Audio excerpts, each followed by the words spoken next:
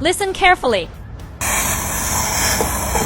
Hear that? When I was unscrewing the fuel tank cap just now, there is a puffing sound. In this case, gas stations will sell you fuel additives. What a trap! It doesn't solve the problem at all. Today I will tell you the reason. That's it. Activated carbon canister solenoid valve. Very simple, easy to remove after it is broken. The steam in the fuel tank cannot be discharged smoothly. When you start your car for the first time in the morning, you smell gasoline. Also, the car consumes a lot of fuel. Actually, go to the auto parts store and buy a new one for a few dollars and replace it. The problem will be solved. It's really simple, right? Follow me and learn about cars every day.